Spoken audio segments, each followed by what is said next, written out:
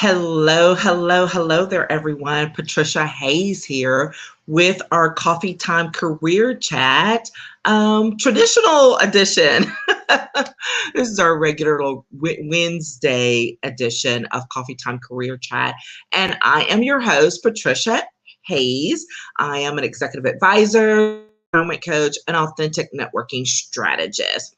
I am a practicing attorney, a former lobbyist who loves to utilize all of the knowledge and skills gained during that 30 years of work to help people up level their professional careers, to get to a place where they want and need to be to exude the executive presence and confidence that they need to succeed in their chosen career paths, while also building out those professional relationships that will sustain them all along the way.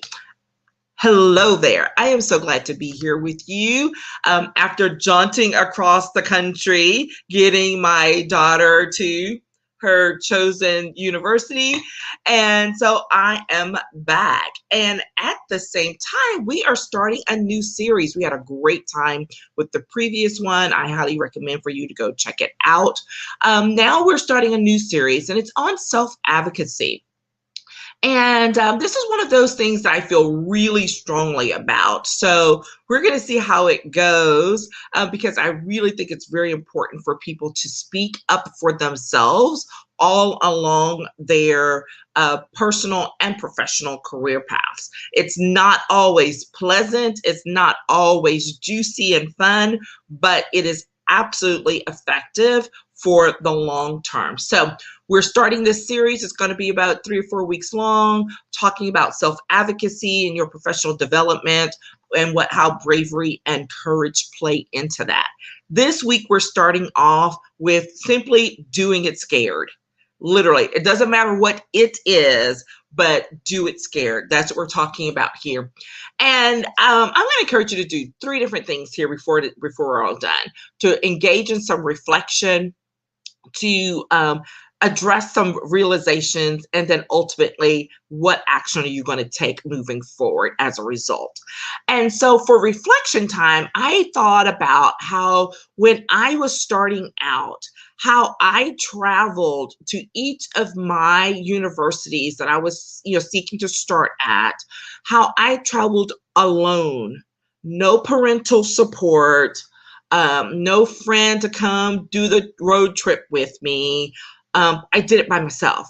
And this kept coming back to me multiple times as I made this cross-country road trip with my daughter for her to start her college experience on campus.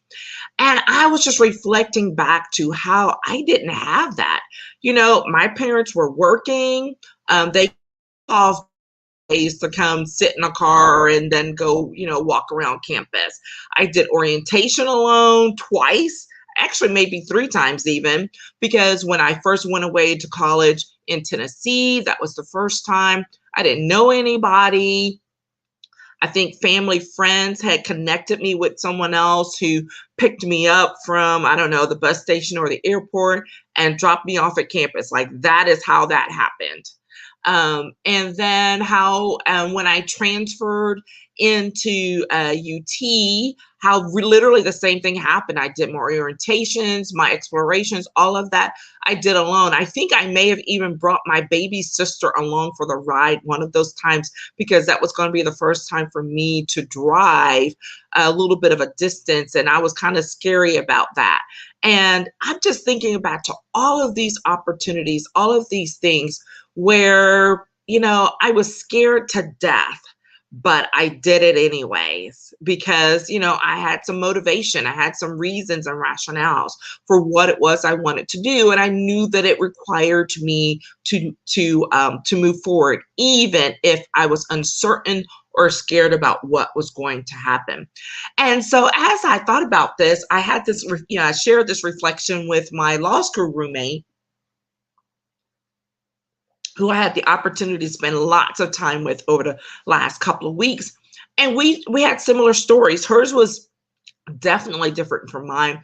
She had a she had an even more you know, I would say difficult, but challenging upbringing um, as a foster child most of her life, and or definitely through her teenage years. But when she started college, it was the same thing. We talked about that, and we talked about how that impacted our interactions with our children now, which is really interesting on how we have slightly different approaches to how we, support our kids, both knowing where we came from with a similar backgrounds, about taking action, about moving forward on your dreams, even when you're scared to death and you have no idea, you have no frame of reference from which to work from when it comes to the next step. And so that bit of reflection led to several realizations for me. Number one, that the drive and determination that I had during that time was just phenomenal. I mean, I'm thinking back about what it meant to be 17 years old, traveling 800 miles away from home without parents, without, a core set of support. I had support back home, but like there was no one literally holding my hand to make it happen as it did, right? Even the places that I chose and looked at, though, I didn't have that level of support that I am blessed to be able to provide to my own children today.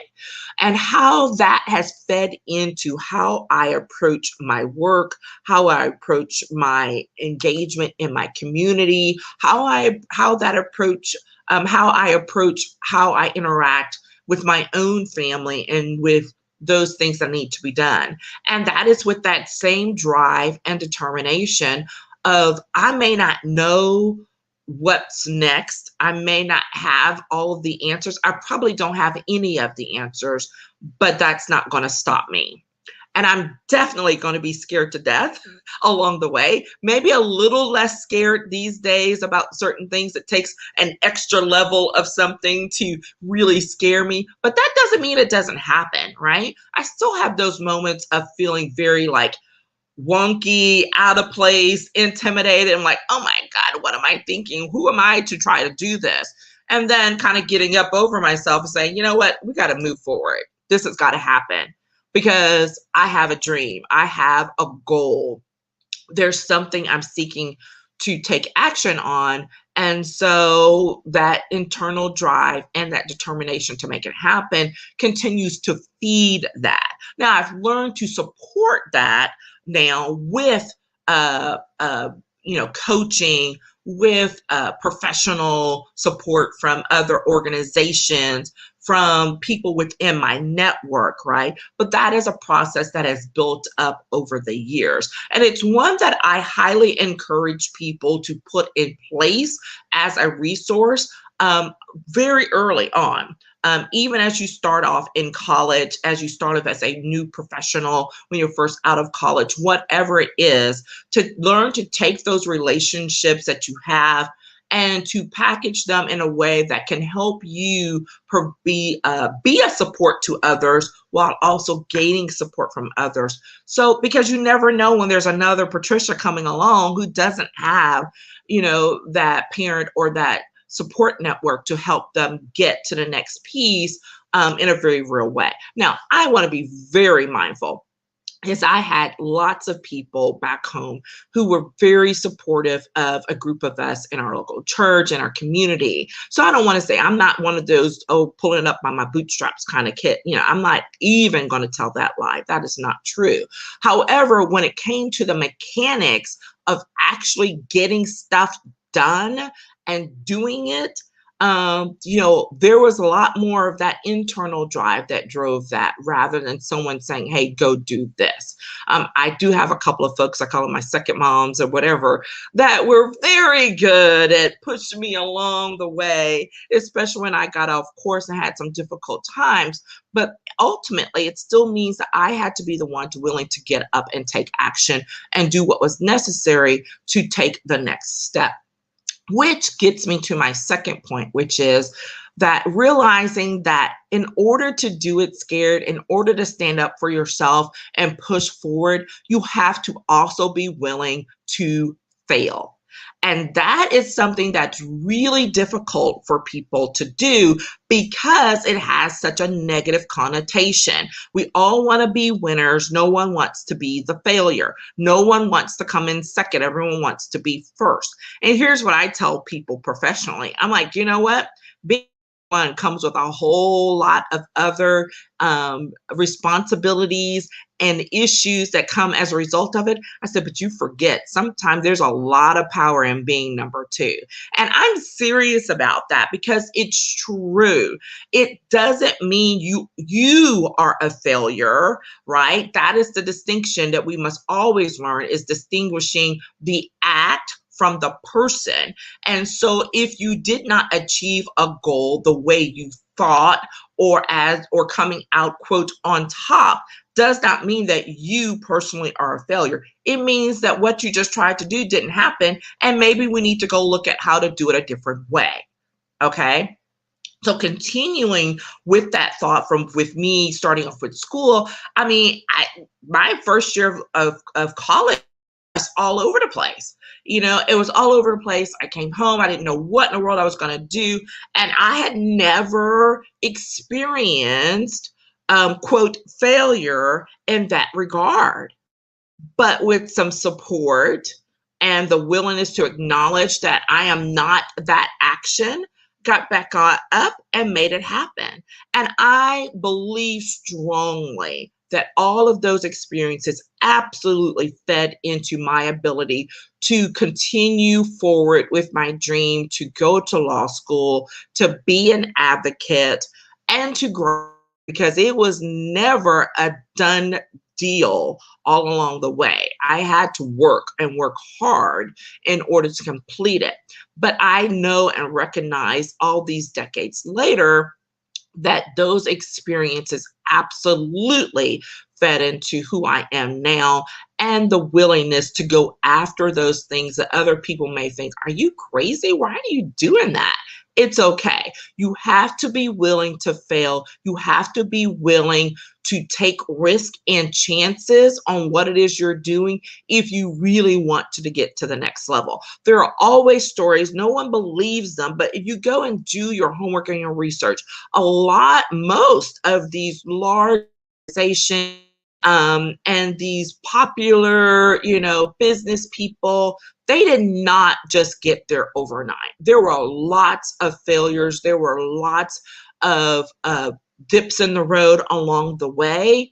And but we just see what's at the end. We don't see what's along the journey. And I encourage you to explore some people, some organizations, and explore their journey along the way, because that's really where the learning opportunities are, right? When you can learn from the dips, from the not so good experiences, and then use it as a brick to build and solidify your foundation on the way to achieving your ultimate goals. All right. So those are a couple of the realizations along the way. Then lastly, the last piece is making sure you take action. And for me, what came up in this context is that taking action meant I had to ask more questions all the time, right? You have to ask questions. If you're going to be able to speak up for yourself, if you're going to learn how to advocate for yourself and to put yourself out there for opportunities, in experiences, especially those that you have no background in, then you have to ask questions all the time, because you don't know what the answers are going to be, but the answers can help to guide your next step.